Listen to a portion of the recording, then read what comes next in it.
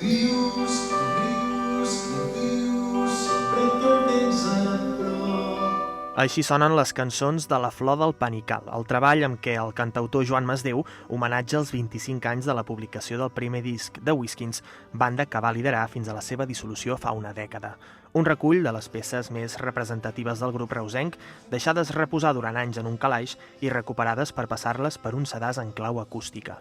Masdeu ha tornat a la selva, d'on guarda arrels paternes, en el marc del Festival Accents.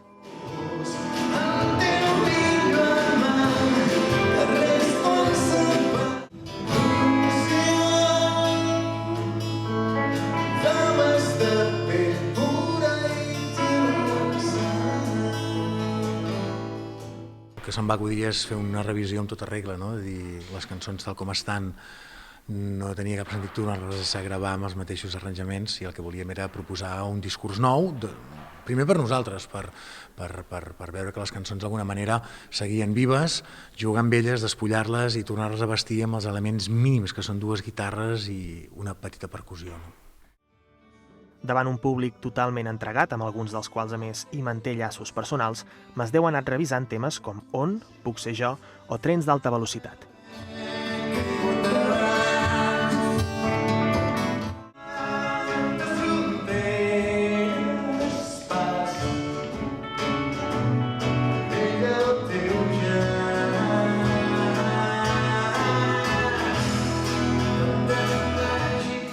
La gira de La flor del Panical va arrencar el passat 20 de setembre al Mercat de la Música Viva de Vic i ha recorregut teatres i auditoris de la geografia catalana per acabar fent parada a la selva, tal com bromejava el cantautor entre cançó i cançó, la terra dels Masdeus.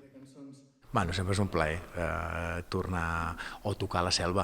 Afortunadament, ja en l'època de Whiskins havíem vingut regularment a tocar presentant alguns dels discos i en solitari he tingut l'oportunitat de fer-ho també amb gairebé tots els discos que he anat fent. Vull dir que és un plaer, i és un plaer fer-ho sobretot per l'espectacle que veníem a presentar.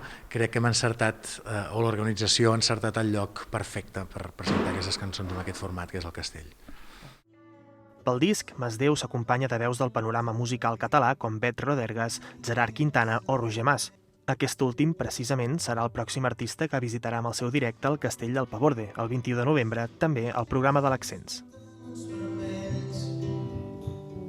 Sempre amb les mans carregades de neu.